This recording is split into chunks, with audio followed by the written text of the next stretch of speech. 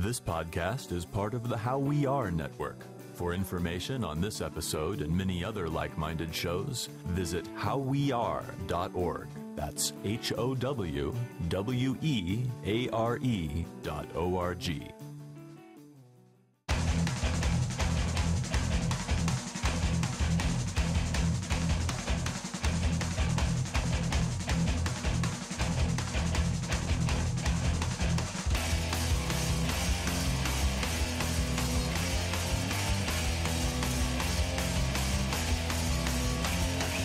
What's up, everybody? Welcome to another episode of 100 Words or Less, the podcast. I'm your host, Ray Harkins, and something's different, right?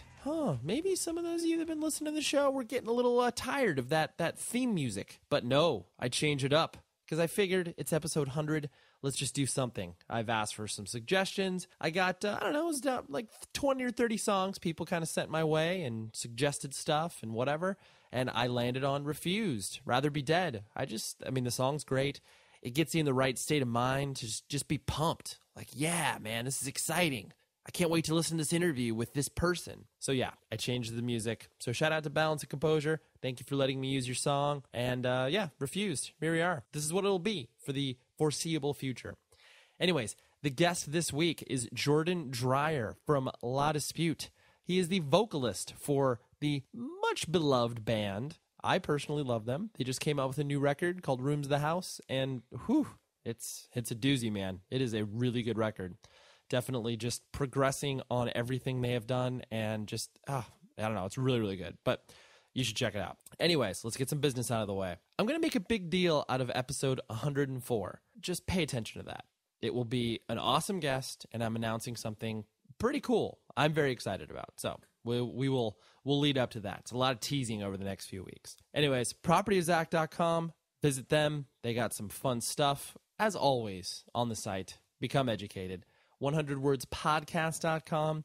Go on iTunes, review the show, drop some stars, write some sentences about it. I still check that very regularly, and I love to see that sort of feedback.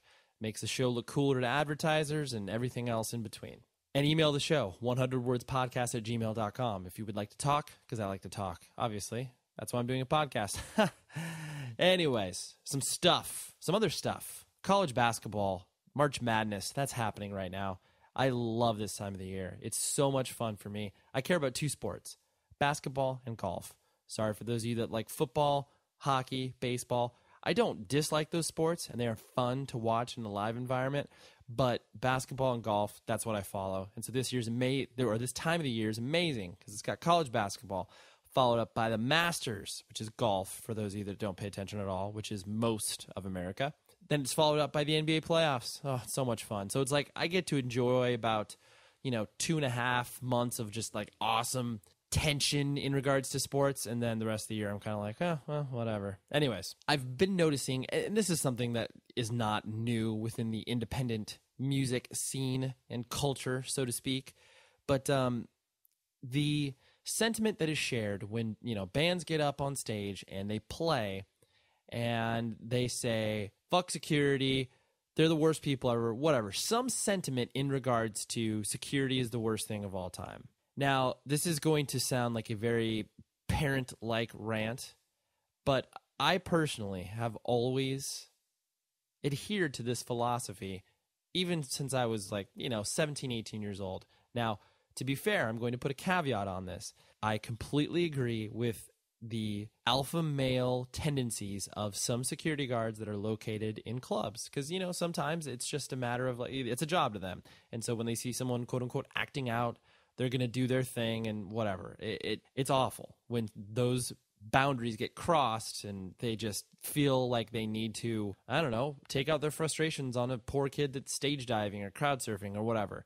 Clearly, there's a line that is drawn, and I'm not speaking to that line. I am speaking to the overall sentiment that just, to me, it's an ignorant statement, like fuck security. When realistically, a band is playing at a venue. Like, I'm not talking about a VFW hall. I'm not talking about a basement show. Clearly, security is not needed for that. Or clearly, most small all ages venues around the country don't have security as far as like stopping kids stage diving and stuff like that. But there's that mentality of just like you immediately rally against that. when in actuality, that is the reason that the club or the venue is in business, is because they have security. It's mandated. It's not something that people are like, oh, wow, that's great. We need to have 40 security guards here. Like, I'm speaking from personal experience.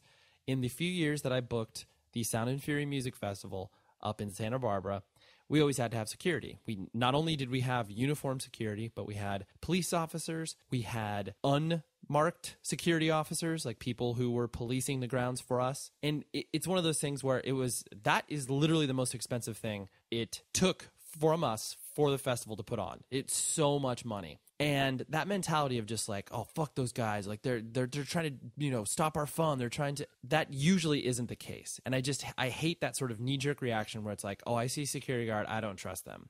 Like I said, I do understand the security guards that cross over the line and people get a negative impression based off those experiences. I totally get that. I understand and I agree. I think it's a blanket statement. And blanket statements are just so frustrating to me because there's so many nuances around it. And so when bands go on stage and they're like, fuck security, kill them or something like that, it's a bummer. It's a big bummer. And I understand it provokes an immediate reaction. The crowd's like, yeah, this is great and whatever. And if your goal is to provoke that reaction, then so be it. That's your art. I'm not going to step in the way of that. But when it gets in the way of people actually respecting those who are actually just doing a job. They're just there. They're hired. It's like they don't care if you're, doing something stupid on stage, if you're, spitting or they don't care most of the time. The good security guards are. I'll put it that way. So anyways, it's just something I've noticed recently, and not even so much like by specific events, but just, videos I've seen of bands playing on festivals or whatever. And not even talking about like South by Southwest or anything big like that, just smaller festivals. And I'm just like, oh, that's your immediate reaction? Like, fuck security, like break down the barriers? It's like, okay, whatever. And I realize I may be viewing a video out of context because there may have been certain incidents that day. Anyways, I'm going on and on. I apologize. But it bothers me. And if you feel bothered by that as well, talk to me. So Jordan from La Dispute.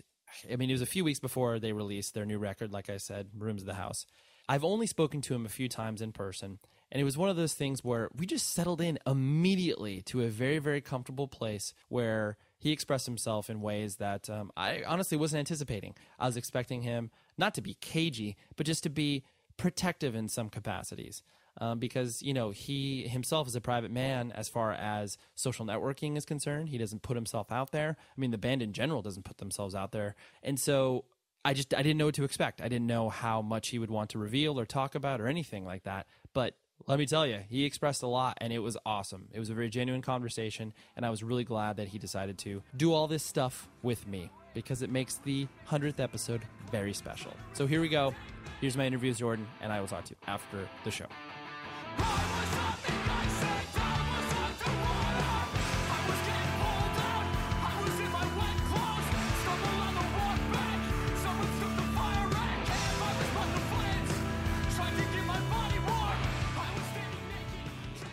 I remember hearing your first full length. Are you in a wind tunnel? You're a little windy. I'm outdoors in the state of Michigan in the middle of early February, so I'm sort of in a wind tunnel. I'll try to avoid it. I'll try to burrow myself up against this giant snowbank in the parking lot. It's okay. I was just curious. So the hearing you guys' first full length, like not Vancouver, because I'm sure that's. You guys don't even refer that as a release, probably. No, I mean, it's a thing. It's a snapshot of an earlier time. Right. Yeah, typically we say somewhere is the first LP, yeah. Right, exactly. So I remember hearing it. It was introduced to me via a friend of mine, and he was like, oh, this band I saw, because I think it was one of the first times you guys came to California. I didn't see you guys, but my friend did. And I listened to it, and my immediate sort of old guy jaded reaction was like, oh, this is a band that's kind of trying to rip off Me Without You. Oh, I see what they're going for. and so that, anyways, but then I progressed to be like, oh no, there's more nuance to this. There's layers to it. And any band that immediately doesn't try to sound like what's happening currently in the musical landscape is always interesting. Sure. And so then as I got to know the band more and more, I was like, okay, this is a force to be reckoned with. But Did you guys feel those trappings when you first started to get out there of people being like, oh, like immediately writing you off just because of either like any preconceived notions or from that capacity, or did you guys just like, well, we're just kind of trying to prove ourselves? Early on there was I guess a fair bit of that. As much as we try to not take that into consideration too much, Right. but I think it's fairly impossible to avoid given the vocal approach, Right. which was never intentional on my part. It was more so an accident. I have no recognizable musical talent, at least in regards to playing an instrument or actually carrying a tune. So when we first started writing music, it was what happened when I walked and spoke into a microphone for the first time in my life, really. But yeah, I think just having that kind of like spoken word vocal approach draws immediate comparisons to other acts, whereas like a guitar style probably doesn't as much immediately draw you to comparisons. Mm-hmm. But I don't think that we've ever clearly we've never tried to sound like anything, and it was most frustrating for me early on because I felt very dismissive and unfair, in particular to my bandmates, because I don't think musically we sound like any of the acts that we generally get compared to. It's just more of a vocal comparison. So it was definitely there, and there's always preconceived perceptions that people carry about anything and everything, particularly when it's so easy to form and publicize an opinion through the internet. So that's pretty easy to ignore if you're passionate about what you do and you care deeply about it. So it was there, and I think it's still probably there, but I think we all just are focused on what we do because we love to do it. Yeah. Just keep your head down. Yeah, exactly. Yeah. Do you so you yourself, were you born and raised in the Grand Rapids, Michigan area, or where did you come up? I'm born and raised here. Yeah, so this is home sweet home, and has been since the day I came out of my dear mother's womb. Wow, that's so. I presume that your the profession that your family has was rooted to the location, or was it just like, no, we like where we're at? It's I think it's mostly just my parents own a small business with actually our drummer Brad is my cousin, so his mom and dad and my mom and dad own a local hardware store, and our grandparents owned it before, so we've always kind of been in West Michigan. We're both very Dutch, and Grand Rapids is a Dutch stronghold, so right. We're just kind of always been here and happy to still be here. I love it. It's funny because the way that you're describing that, it sounds like such a relic from the past of like we own a family small business, and obviously everybody immediately assumes that it's like either doing something online or something from that perspective, but passing it down from sort of generation to generation sounds awesome. Yeah, it's great. It's fantastic.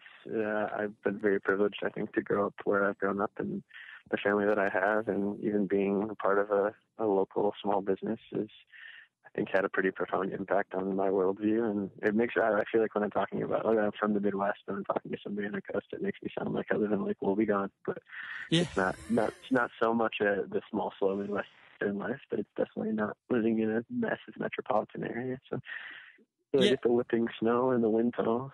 Right. Yeah, no, for sure. I mean, that's it. Yeah. The way that I always used to describe it, and I don't, I don't mean this as a derogative statement, but just like, it's very charming. Cause like my stepfather, he was raised in a small town called Farmington, Illinois, which is like, I don't know, it's about hour south of Peoria.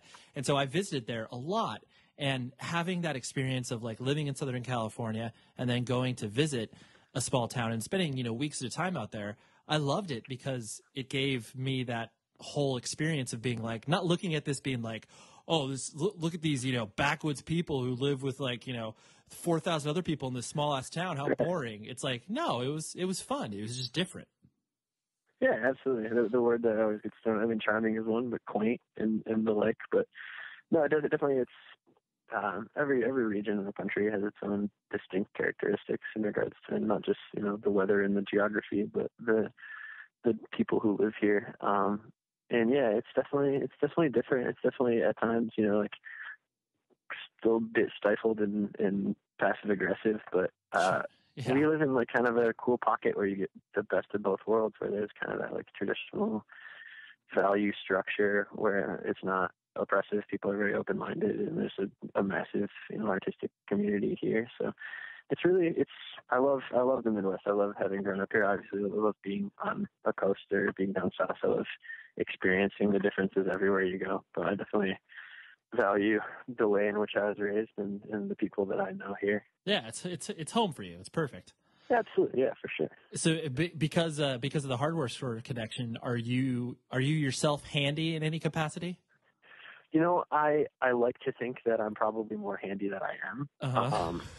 I know how to. I probably have like a fair amount of practical knowledge that a lot of people don't grow up with. But it's hard for me to not compare myself to my family, because I have two older brothers who are very talented carpenters, and a younger brother who went to luthier school for woodworking and to build guitars. And my dad is a jack of all trades. So growing up in a hardware store, I've picked up a fair amount of know-how when it comes to fixing things around the house and the like, but not nearly as much as my siblings, who are particularly adept. I like to think other strengths, although sometimes I wish that I could build a roof truss. Right. Yeah, you're like, comparatively speaking, I'm worthless, but comparatively speaking to the rest of the world, I'm probably doing okay. Right. Well, that's another thing that I'm very fortunate about, having grown up in the family that I did, and being a part of a building community, is that I have, it's knowledge that I think it's an afterthought to a lot of people, and it's kind of glossed over, but it's an important thing to have people who know how to work with their hands and build things. There's a I don't know. I consistently want to get better at it, and it's something that in my downtime, now that we're not touring as much, have focused more on, because I think there is tremendous value in being able to craft something with your hands. It's just like, building a house is just like writing a song. It's a craft, and it's an art form, and it takes practice and just being able to have a finished end product that is artistic and functional is very gratifying. So I'm constantly trying to glean more from the company that I have and the family that I've grown up in. So I presume both your mother and father like work at the hardware store, and basically that's where kind of all the resources are put in. Yep. Yeah, my mom. Actually, it's an interesting hardware store too, because it's in a lower income neighborhood that is predominantly minority, and there's really two sides of the store. There's three sides. There's general hardware, and then there's like the service department, like the shop in the back, which is where I like to spend most of my time when I'm working there. And then there's finished hardware, which is all decorative hardware for like all these $1 million homes that are built around. So it's a really interesting demographic where you get like the people who are 70 and still doing handyman repairs around the house to pay their rent, and then there's like the rich, stuffy old white women who come in to drop $300,000 on cabinet hardware. So it's a really interesting demographic, and that's been the coolest part about growing up there for me, is being able to like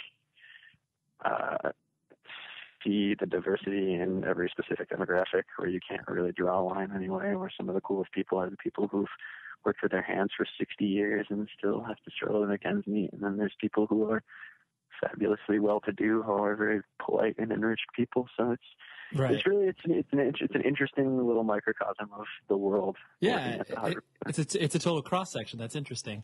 It's very symbolic. Like you said, it's very it's a good cross reference, and it's very symbolic of obviously what you experience in the quote unquote real world as well. Absolutely. So you're the third of four children in the family? I am. Well, I have two. I have an older brother who is from my dad's previous marriage, who I'd never call a half brother, who is quite a bit older than me. And I have an older sister who is married and has three lovely children. And then I have an older brother and a younger brother. So I'm third of four with the people that I grew up living with. Sure. But I'm fourth of five if you include my eldest brother, which I do. Which you do, yeah. And so your parents are still together currently? Yep, yeah. And so it's your dad's second marriage and it's your mom's first? Correct, yep. Nice. Well, it sounds like a pretty awesome structure, considering, obviously you're introducing like sibling, like, a sibling that wasn't part of the original nucleus, and, everybody seems to obviously, so you had a pretty solid childhood as far as that's concerned? Yeah, absolutely. I had a great childhood. So I've been very lucky. My parents are great, and I get along well with all my siblings. Obviously, everyone has, bumps in the road and everything, and everyone, it takes a little while to figure out how to always function with family members. But we definitely, the older we get, the better off I think we all are in the way we interact, and the way that we place importance on each other, and everyone having a role in everyone else's life. So it's a great dynamic. That's awesome. Yeah, I always find when you hear stories like that, to be, I mean, it's encouraging, where you're just like, that's how it's kind of supposed to be, like, of course, there's a saying that obviously you don't choose your family, but, at the end of the day, you are related to these people, and you need to find those common bonds. And sometimes they come later in life, like you're talking about, and then you're just like, oh, these people are awesome. Yeah, absolutely. Yeah, there's no like perfect formula at all. Everybody grows up differently and in different situations, and there's good and bad in each. But yeah, you're right. Definitely like growing up and understanding that these people are your family, and finding, it's easy to get caught up in little tiffs when it's blood related, but you get to a point where you realize that the important thing is that you love these people and that you value their place in your life. Right. Yeah. Rather than like holding these, 10 to 15-year grudges that will just, eat both parties up. Totally. Absolutely. And so as you were, your formative years started to happen, like junior high and high school, what kind of kid did you find yourself? Because obviously from this sort of what we were alluding to earlier in regards to, preconceived notions, you strike me as obviously a very sensitive, artistic guy. Would that be the label that you would put yourself on as far as like, high school and stuff is concerned? Yeah, definitely. It's hard to look back at like seventh grade me, but I think I've always been fairly malleable, and I've always got along with different people, and I think part of it's I've always had no like strong vested interest in only one thing, but I've always liked a lot of different things, so it's made it easy to get along with people. Whether that be like loving sports, but then also loving punk rock or whatever else. So, but I've always been more of a creative type. I've always enjoyed writing and enjoyed music and art as a whole. So, and I've always been a little sensitive, I guess. When did music start to play a part of your life? Like, did your parents grow up with anything and start to expose you, or was it older siblings? Well, I mean, going as far back as I can, my dad's record collection, and my dad plays guitar and sings. So I grew up, listening to him playing Neil Young and Bob Dylan, and I've, always been I was always the kid who ravaged his record collection and made him really nervous about how I was treating his old vinyl. That makes me nervous just hearing about it too, because I'm just, my 2.5-year-old, I've taught him how to play. I've taught him how to play records, but he can only do that when Daddy's around.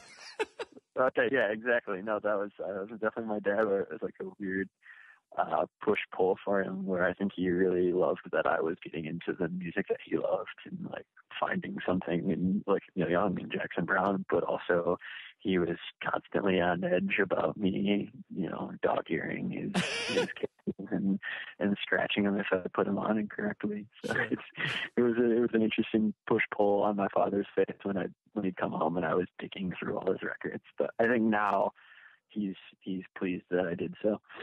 So then when did you start to develop your own tastes as far as that stuff's concerned? I guess 13 or 14 is when I first, I think, got into the artists that had a profound personal impact on who I am and where I was headed. And that was a lot from a good friend of mine at the time and his older brother. So he was the first kid that I knew that had CD burning capabilities. So he would ravage his older brother's CD collection for like Howler Music and Small Brown Bike and then like Modest Mouse and stuff. So he'd burn me CDs and bring them to school and give them to me. And I remember a number of occasions where I listened and was like, I don't get this, man. And then on third or fourth listen, I was like, holy shit. And the Howler Music was a big one.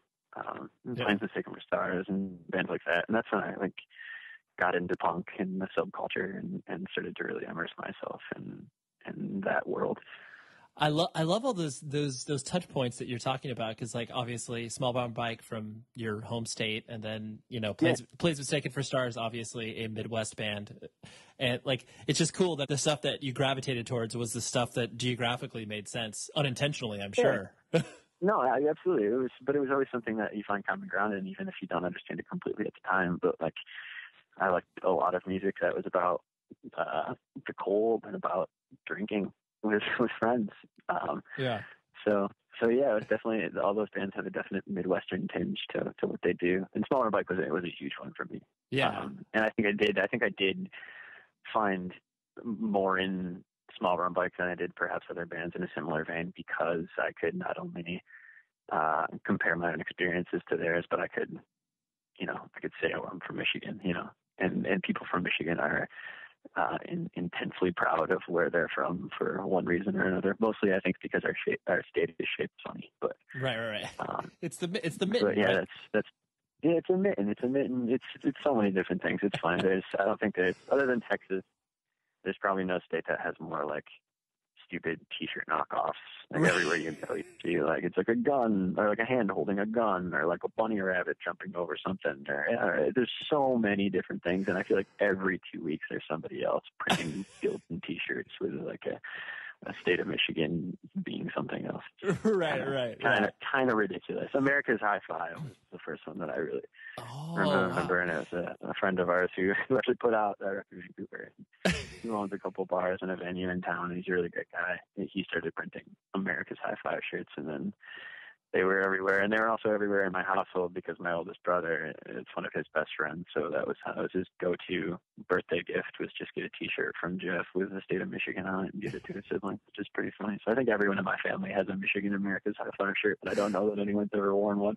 That's so amazing, because it's funny because you mentioning that, it didn't really occur to me, but yeah, that's totally true as far as like the whole state pride, because obviously you have people that have pride about certain cities or whatever, but it's like the state as a whole. And it's like, yeah, I think you're correct. You guys fall right behind Texas.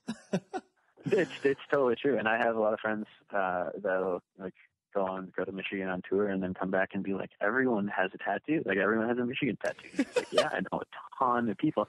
And it's partly, I really think it's partly because it's a tattooable state. Right. And it's also because I think, like Michigan has very famously fallen on hard times. And I think people take a lot of pride in the character of the state and the people's ability to really pick themselves up. So it's not purely a novelty act. But, right. It definitely comes into play. Yeah, I know that's interesting. You played sports, and like, did you? What sports did you gravitate towards? Like in high school, did you actually play on teams and stuff like that? I played soccer for a long time into high school. When I kind of decided that I was more interested in the arts and opted for theater and whatever extracurricular activity I could take part in. But sure, I've loved sports since I was a very little boy, and still to this day, hockey takes up the bulk of my thought process, which my bandmates tease me about a lot, and my girlfriend. So everyone has to listen to me talk about ice hockey, which is, I guess, kind of silly because it's a children's game, and it's probably something also that comes into being from a border state, of course, a cold state, right? Yeah. So like, I definitely, you grow up skating in your backyard in the winter, and your friends play hockey and pond hockey, and it's the punk of professional athletics. Right. I think in a lot of ways, because it's the underdog and not a lot of people in the States actually pay attention as compared to, the other three major sports. So there's definitely like you like football? Well, I'm a hockey fan kind of thing that goes into it. No, that's totally true. But yeah, no, I see everything you're talking about where it's like, well, it's the environment I was surrounded by, and I totally identified with that. Yeah, for sure. Absolutely. And so did you, when you're doing, so you did theater, like you're actually, participating in like plays, or was it musicals, or did you find yourself wanting to do one more than the other? I did more plays than I did musicals in high school. I actually didn't do a musical until I was a junior in high school. Mm-hmm. Because I'm not a terribly confident singer, which is kind of funny to look back on. Yeah. Given how I've occupied my time for the better part of the last decade, Right. singing in front of a group of people. But I started doing theater when I got to high school. I think just because I was falling in love with the arts, and I wanted to immerse myself in whatever way that I could. And that was probably the thing that I loved the most about high school, was performing and being in that weirdo community, the theater community. But I did plays and I did musicals, and there's a competitive public speaking called forensics. That's half dramatic and half public address, and I did that all 4 years of high school. So I competed. I told children's stories for competition for 4 years in high school, which was great. So. Interesting. So that was I'm not familiar. So that obviously it's not the debate team, but you have a narrative and you are supposed to get it across as creatively as possible. Yeah, it's the blanket competition. It's forensics, not like CSI forensics, obviously. Right. But there's two like overarching categories. There's public address events, and then there's dramatic interpretation events.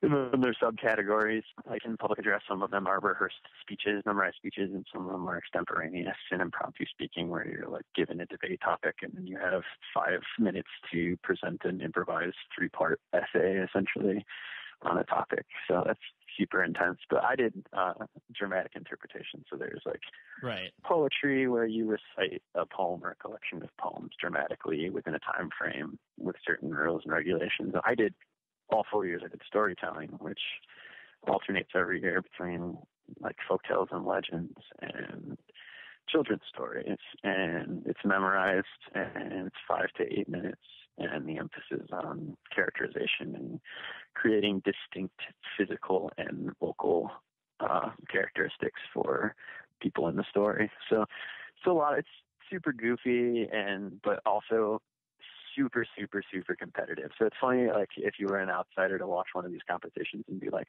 this is goofy, and you're telling a kid's story. Right. But it gets really, really cutthroat. It's like anything. And it's like football. There's a lot of schools in the state of Michigan that take forensics very seriously. It's the cool thing to do, rather than like be a cheerleader, be a football player. And right. So right. It got real. It wasn't just all fun and games. It was super. Well, anytime. Super intense. Although I was never very prepared like other people, because I never am prepared for anything, as evidenced by me missing your interview earlier. Yeah. No, it's funny because anytime you introduce a competition into anything, like I mean, my mom was a high school English teacher, and she did this. She did this thing called Kiwanis Bowl, which is basically just like trivia. So it's like one team versus another team. And I remember going to a few events with her and being like, at the time I was like maybe 9 or 10, and being like, dude, this shit is real. Like people are pissed and they're ready to go at each other. And it was and you were just like, this is trivia, right? Like we're just talking about trivia, but it's like, no, you introduce that. It doesn't matter what you're talking about. If it's competitive and there's a sense of pride about it, it's going to be it's going to be cutthroat. Oh, absolutely, so true. But what was your favorite play that you did in high school or even junior high? My senior year, we did for our fall musical, we did Peter Pan. Oh, that's awesome! It was a lot of fun.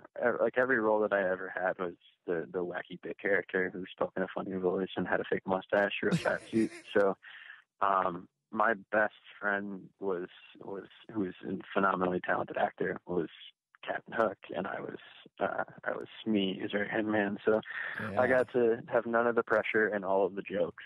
So it was a lot of fun. We also did some serious plays that were a lot of fun. We did Flowers for Algernon, and then it was a pretty interesting experience. And we did a Neil Simon play called Fools. That's pretty hysterical. So that was a lot of fun. And another instance in which I got to be the onstage goofball and then get reprimanded by our director for milking jokes for 2 of them. Yeah, be like, hey, the focal point isn't you. We Yeah, exactly. Well, it's one of those things where you're performing, 4 nights in a row, and if you get a rise out of people the first night with a certain joke, your first reaction, especially when you're like 17, is like, oh man, they laughed when I did it that hard. Wait till I do it tomorrow night. Yeah. You're like, dude, I can't wait. It doesn't always work that way. I could just see you going home and just be like, dude, this is gonna kill tomorrow night. I'm gonna. This is what I'm gonna do. There was one time, and I still like a couple of my friends that I'm still really close with giving me shit about it. But there's one in that Simon Play Fools. I was the villain, and I was like this Russian guy, and I was trying to court this young lady, and I like throw a rock to wake her up, and somebody like used the shattered glass sound effect, and then I turn and act like make a big oops face to the crowd.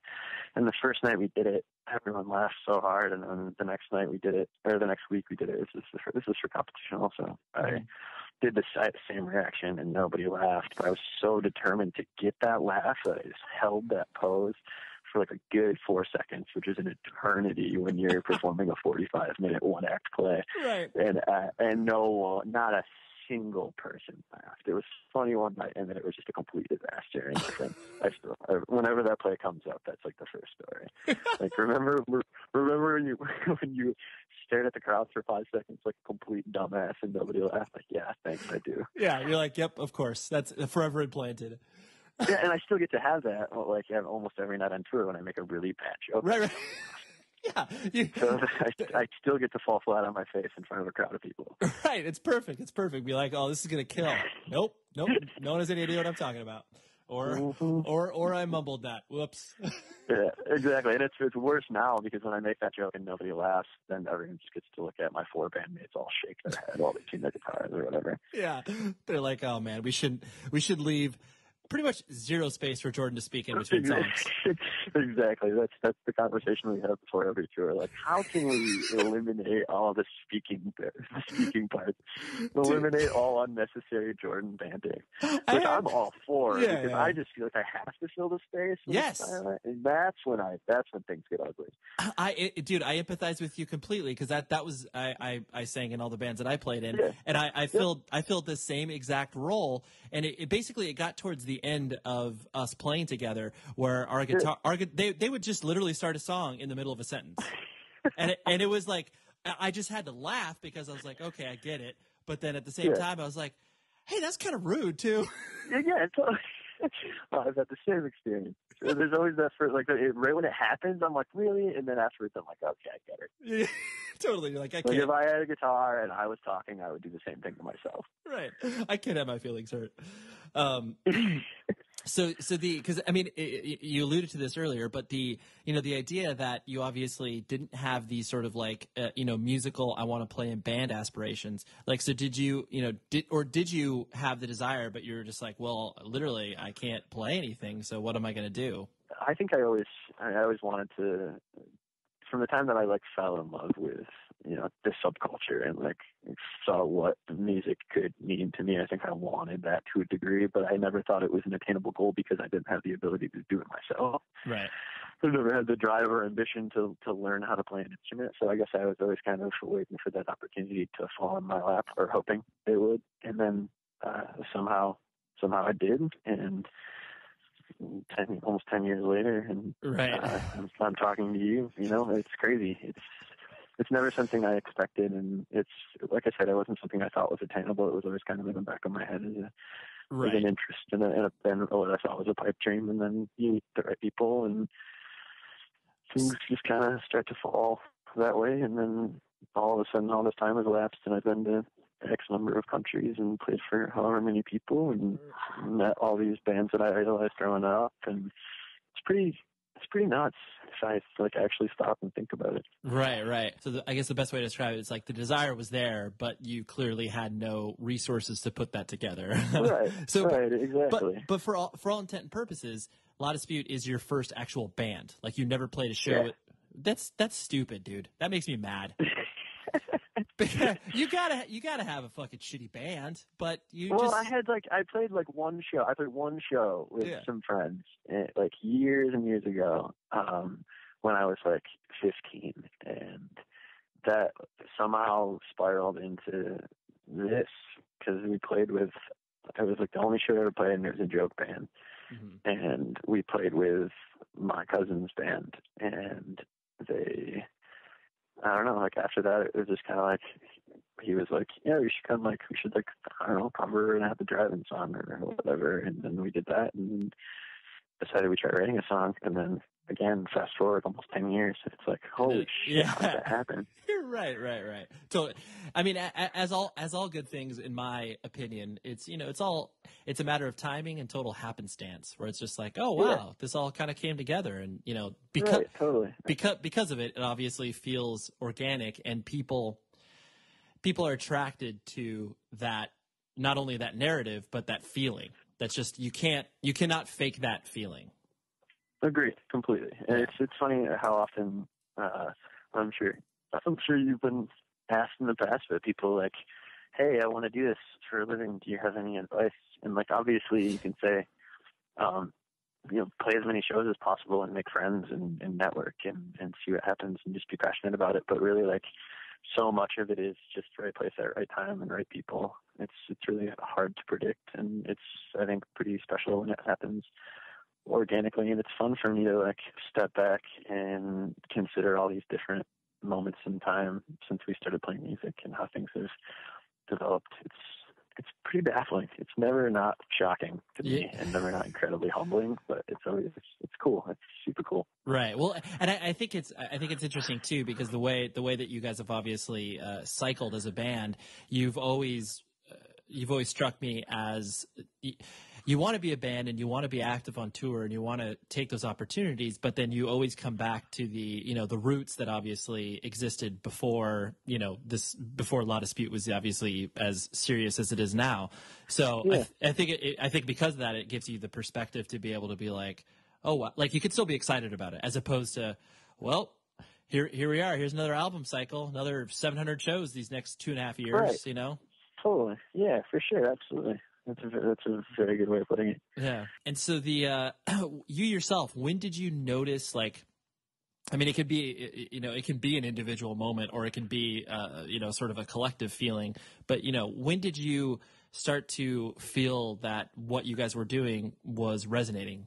As far as like, oh wow, whether it was like your first tour where you had like 5 people in front of you singing along, or whether it was like a more grandiose moment of like, wow, this is weird that we're playing this show or whatever. From the first time we ever played a show, we played at this little arts cooperative in our hometown that is no longer a thing, although it's trying to be a thing. They got kicked out by their landlord pretty recently. But we played, and it was a lot of friends, It was our first show when most of you are still in high school. A lot of people showed up, and, I don't know that we ever at that point in time thought we were going to ever play another show again. And we just had people come up and be like, I actually enjoyed that. And it was actually like something going on. And from that moment, it's just been a series of those kind of moments where like every time we play a show, it's another small pleasant surprise where we're like, man, people gravitate towards this. I mean, it's never been something that we've played because of that. It's always, we always, first and foremost, enjoyed creating something together, and that's never left. But every time you play a show, you're reminded that you don't exist in a bubble, and that there are people who connect to what you do, whether it's on like a deeply personal, emotional level, or purely on an aesthetic level, purely sonic, So I don't know. It's every time I stop and think about any moment of time since we've been playing, it's that moment again. It's like, oh man, like, yeah, this is weird. It's crazy. It's crazy and humbling and really bizarre, but it's something that I'm never not incredibly thankful and grateful for. Yeah. Along those same lines, like you were saying, obviously people emotionally connecting with what you're doing, referencing a song that obviously is like, part of your will live on after the band has died, like a song like King Park, that people, as you guys were crafting that song, because obviously being the singer, you're going to be the person that not only is going to be the most approachable, but will obviously is the direct inspiration behind the lyrical content. Were you prepared at the sort of interactions that you were going to get? I mean, I'm sure you weren't prepared, but just that concept of like, okay, I put this out here. This is a very, emotionally loaded song, and people are going to respond to it in, however they're going to respond to it. But then the unintentional feedback that you're going to get of people coming to you being like, either I'm looking for a solution or I'm looking for a shoulder to cry on. Like, how's that had to like sit with you? Because I know that's a weight that no one considers, because it's hard to consider. No, not at all. Yeah, it completely catches you off guard. And it's when I think about how off guard I am still caught by that every time we go on tour, I feel stupid because, like, of course, truly, bear the contents of her soul to be incredibly cliche, or choose to approach a really dramatic and powerful story like the one that became King Park. You do invite that connection, and it's never an intentional thing, and it's never something that you expect. I don't think it's ever something you get used to. I talked to Kyle from Pianos Become the Teeth at length about this because of the content of their last record and how personal that is to him and how connected that is to his family and his experience, and the amount of people that have undergone a similar incidents and want to talk to him like he has a solution. I think the important thing is understanding that people aren't looking for a solution. People are interested in commonality, and people are appreciative that you've put it into the public forum, I guess, or articulated it for them when they couldn't. I still don't know what to say. I'm very, like I said earlier, like, we've always made music because we love to make music together, and everything else is kind of extra. But it's really inspiring and, again, humbling to see that as a positive force in a stranger's life, particularly when they've been going through something difficult and found solace in something that I've said, or a chord that's been played to accompany what I've said, or whatever. It's a really powerful thing, especially when I had and still have those artists. For me, the music has the capability to be so cathartic and therapeutic in a strange way. And I think it is mostly in that it creates this support structure. Yeah. And I also find it really interesting too, because, a lot of this is when you're creating art, a lot of it is a one-way relationship. You yourself are consuming said piece of art. And then at that point, you place so many things upon the person who is creating it. And so I'm sure, because basically I'm sure a lot of people who are, either fans or not fans of your band look at you and are like, wow, you're just a broken individual. Like you're this like emotionally frazzled, you can barely keep it together person. When in actuality, more often than not, you're not. Yeah, right. And so those expectations, I'm sure it's weird when a person comes up to you and is like, is expecting one thing out of you, and then you're busting jokes on them, and they're like, wait, what? Right. Yeah, totally. No, it's an interesting. I think it's often discussed in regards to art in general, but it really provides a platform for discussions of all aspects of human life, be them good or bad, or tragic or joyous or whatever else. And everybody's comprised of all of those things. But yeah, I do think it's interesting sometimes when people are like, I'm going through this, and I want to know how you got through everything that you got through, because clearly there's a degree of emotional scarring that goes into the music that we've made. But there's two things to consider. It's like, well, I think it is. There's a certain level of poignancy in, I'm not an emotional wreck constantly, but I am sometimes, and it's an ongoing process. And I think that's always what I fall back on when I'm talking to people. It's like, you might never be okay. I might not be all okay now, but there's not there's not one way or the other. You know, you're not just okay or really great. You know, it's everyone. I don't know. It's interesting. Yeah, Clearly, I don't know what to say. As cliched as it is, the best way to describe it, in my opinion, it's like, you know, it's the journey, not the destination. It's like if you're not Totally. if you're not involved in the process of whatever you are looking to get, you're not getting the experience. You're not getting anything meaningful from it. So it's the same. Right, totally. Yeah, it's the same interaction with art. It's like, you know, there's a million ways to get to that point. It's like it's just about honestly expressing yourself. And yeah, Sure. yeah, like you said, that's the best advice that you can give to somebody. Absolutely. And then, you know, the older I get, the more I realize that it's like, you know, everyone wants a solution, and if you're going through a problem that is especially difficult for you, and that feels, you know, crippling, and that makes you, you know, feel like not waking up in the morning, sometimes the solution isn't an equal and opposite reaction. It's not like all of a sudden you're just great. Sometimes it's, you know, deciding to, I don't know, you know, shovel the driveway. Right. Or sometimes it's, you know, making a cup of coffee, or sometimes it's not always like everything's better now. It's like, it's small victories all the time. Right. Steps that's forward. Life, you know? Yeah. Were you raised with any sort of like a religious perspective or anything from that nature? Yeah, I was. I grew up in a pretty religious community. West Michigan is heavily populated by the Christian Reformed Protestant Church.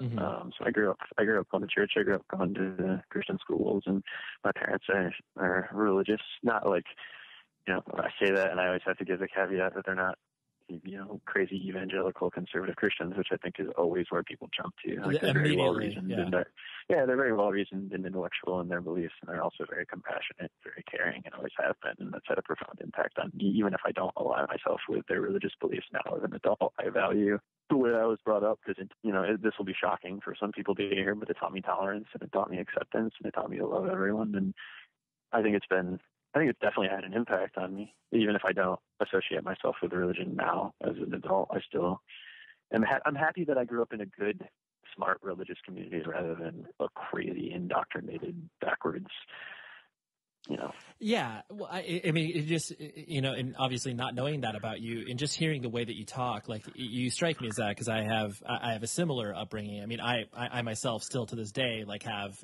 you know, for lack of a better term, I consider myself Christian. Sure. More so on the spiritual side than the religious side, but hearing people that have that immediate gut reaction of just like, oh, if you have any of that in your head, you're the worst. Like, and it's like, no, not at all. You can have these values that are instilled, like, that are inherently a very, very good thing. You don't have to be turned off from that. And it's like, yeah, you definitely feel, especially within the independent music community, you really feel a sort of either or. You're either with it or totally. You're either with it or against it. And it's like, well, there's also a lot of gray area, right? Right, exactly. And it's so funny to me, because it's like, it's the one thing that you can't be, you know? It's like, it's the alternative culture preaches acceptance on all levels. It's like, I don't care if you're, you know, a woman or a man, or black, white, or gay or straight or whatever, but then it's like, if you're Christian, then like, whoa. Get out. Yeah. You know, and it's just so, I don't know, it's crazy to me, and it makes zero sense. And I guess that's the thing that is so shocking to me, is I get where it comes from. I get that, like, Christianity publicized is Pat Robertson and Jerry Falwell and, like, President George W. Bush and whatever else, and this, like, conservative ideology that is so contrary to the actual thought behind it and the actual belief structure when practiced well and well reasoned. Yeah. And it's like everyone picks the furthest extreme of religion and then encourages you not to do so with everything else. And that's what never made sense to me. It's like, why are we so, like, quick to be like, well, not every. It's the one thing where we accept the extreme backwards. Yeah, no, it's very true. Yeah, that was the main reason I asked, is because just hearing your terminology and hearing your approach to things, I was like, oh, okay. Like I have a feeling there's something at the core of that, which is awesome. Something else that strikes me interesting about your band as well. because because you guys have toured obviously, and you guys have made yourself aware as far as like being out there. There's that weird feeling of like, okay, like at any point Law Dispute could break up and every single band member, no one would know. Well, yeah, for sure, no one no one would know. But then there's that feeling that each individual member would go on being creative in some capacity. And it's like, it's interesting to have that sort of like that kinetic energy where it's like, what's happening with La Dispute? Like, are they gone? Are they dead? What's happening? And like, cause it seems to me like that kind of has always existed without, in the context of your band, where it's been like, if you're not immediately in front of everybody's face, they're just like, oh, they must be gone now. Like, have you noticed that being input on you guys? Yeah, totally. It's funny that, I don't know. It's a weird thing where we've obviously not shied completely away from the public eye given the profession we've all chosen. But I think there is a certain amount of distance we've always wanted to keep with, there's so much transparency everywhere nowadays. And it's nice to step back from that and to combat the whole like perceived celebrity when possible. But, going back to what you said about like us always doing something, I think that it's like an interesting statement about all of us individually, but then how this band has kind of altered our perspective over time and kind of like ingrained this need to be doing something in some capacity, even when we're not actually doing something in some capacity, if that makes any sense whatsoever. Yeah, I always like that perspective, because you do, you can look at whatever, you can look at a million bands that exist within the context of independent music, and you can totally point to most of the members of any band and be like, if this were to go away tomorrow, they would be screwed from like not only a short term but like a long term perspective, where it's like, because their identity is completely, their identity and their profession is completely tied up into this thing. They've got no quote unquote extracurricular activities. Like, and it's I think that partly that perception comes from always putting yourself in the public eye. And the more you choose to associate yourself in a greater community with one specific thing, the more people assume that about who you are and what you do. And this isn't, I think we all, I know that we all love Law Dispute and what it's been to us and what it will continue to be, hopefully, for the next while. But it's definitely not the be all end all. It's definitely not the thing that we want to be our only legacy as individuals going forward. And, you have other things that you want to do and other ways in which you want to be creative and other things that are important to you that don't even involve other people. Yeah. Outside of your own specific niche and your own family and friends. It's funny because you guys, amongst some of your peers as well, it totally reminds me of, there's that record label from here in California called Ebullition Records. They release Yaphet Kotto and a bunch of other great bands. Uh-huh. But the bands that all align themselves with that sort of ebullition culture, you did feel like there was, not only each band member had their own kind of individual voice and sort of like we were saying, extracurricular activity, but then there was that deliberateness of like, we're playing together for a reason. And this isn't because we're in a band. Like there's a reason behind this. And it's like, I think that to me, that's the trend that I want to see continue happening within independent music. Cause for a while, it was definitely like, oh, we're playing in a band to play in a band. But now like if you feel like there's more of a tendency to be like, no, this kind of has to come out of us. Yeah, totally. Absolutely. And that's, I think for us, that's a little bit product of environment.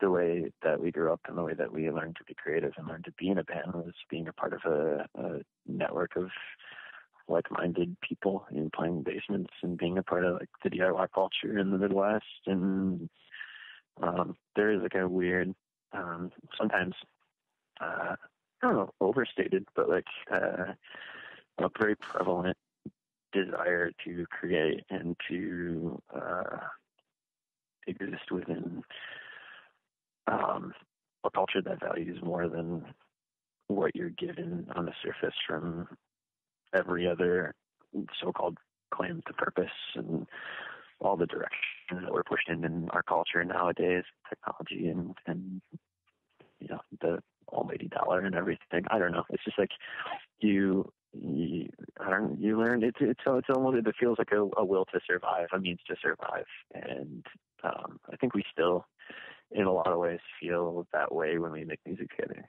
It's so hard to still harness that feeling when there's so much that comes in between that, from business to finances, right. And it's tough to keep that balance, which is awesome. It's really hard. It's really hard, but it's not impossible. And I think it's far too easy to say it's really hard and then accept the easy route. But there is a way that you can do it, and even like when we first started to exist outside of that very specific like Midwest basement show DIY culture, there was a lot of backlash from people that we knew, but I think we still maintained control of what we did creatively and still do to this day. And I think that the more time passes, the more resources that bands have to really keep everything close to their chest and work with friends and make something function that way without relinquishing control too much to someone who has an external concern for their own well-being. Yeah, for sure.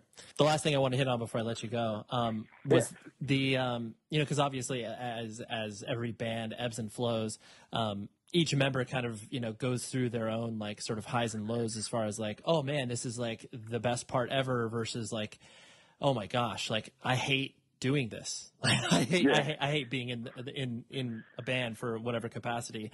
What sort of aspect do you find yourself kind of hitting the lows, whether it's like tour, whether it's recording, like, what are the challenges that you notice kind of being themes throughout the time that you spent in the band? It's an interesting time to be asked that question, given that we're in kind of a state of flux with everyone living in different places now, and then this like weird transitional phase from doing everything full time to having a home life. But that's really, I think that's where it's overstated, it's overplayed, I'm sure, to say it, but the difficult thing is always, I don't know, stress of the road and being apart from the people you love, and how that complicates a healthy home life. So that's definitely, which is not to say we don't have a lot of fun on tour, but still, I think we all still feel like we're getting in the van and driving to Bloomington, Illinois to play a basement show every time we get in the van to go on tour. Right.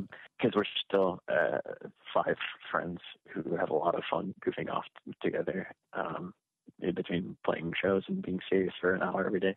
But that's the hard part. It's easy to write and to exist in that world and work towards a product, but then it's being in a different place every night and being away from the small comforts that the older you get, the more you value.